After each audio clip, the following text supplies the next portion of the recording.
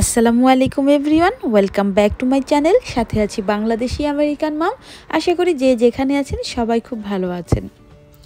আজ আমি আমার রেসিপিতে তৈরি করব সুজি বড়া পিঠা বা সুজি পিঠা। তো চলুন দেরি না করে দেখে আসা যাক আমার পিঠা বানানোর সব উপকরণ এবং এর প্রস্তুত প্রণালী।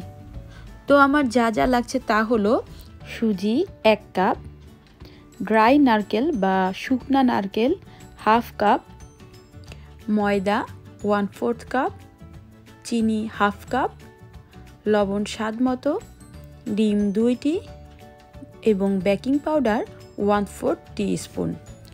আমি প্রথমে একটি বাটিতে সুজিগুলোকে ঢেলে নিচ্ছি, এরপর এতে দিয়ে দিচ্ছি পরিমাণ মতো বেকিং পাউডার। আমি এই ব্র্যান্ডের বেকিং পাউডার ইউজ করেছি, আপনারা যে কোনো ব্র্যান্ডের ইউজ করতে পারেন। এরপর আমি অন্য একটি বাটিতে ডিম ভেঙে নিচ্ছি।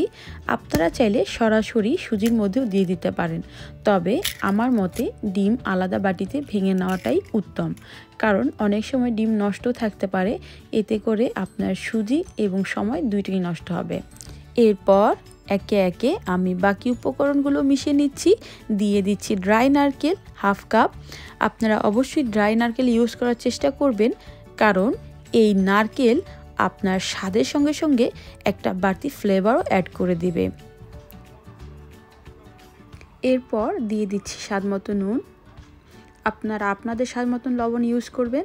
দিয়ে দিচ্ছি চিনি, আমি এখানে হাফ কাপ দিয়েছি, আপনারা আপনাদের স্বাদ এবং প্রয়োজন মতো দিয়ে নেবেন, তবে আমি যেই পরিমাণটা ইউজ করেছি এটা একদম পারফেক্ট। এরপর দিয়ে দিচ্ছি ময়দা, এখানে 1/4 কাপ ময়দা আছে। ময়দা দিয়ে ভালোভাবে মেখে নেব। ভালোভাবে মেখে আমি ঢাকা দিয়ে কম করে আধা ঘন্টার জন্য রেখে দেব। ব্যাস, আমার আধা ঘন্টা শেষ। এখন শুধু গরম তেলে পিঠাগুলো ভেজে নেওয়ার পালা।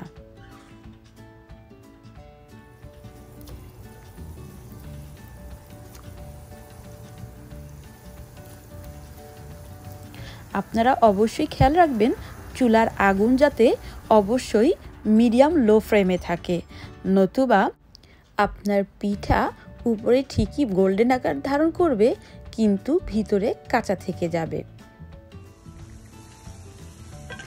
তো আমি একে একে পিঠাগুলো ভেজে নিচ্ছি। আমি 3 বারে সবগুলো পিঠা বানিয়েছি, আর আমার এই পরিমাণে 17 থেকে 18টি পিঠা হয়েছে।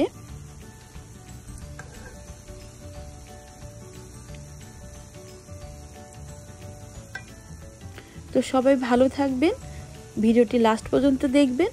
যদি কারো ভালো লেগে থাকে অবশ্যই একটা লাইক দিবেন।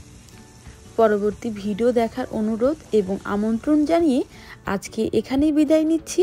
আল্লাহ হাফেজ।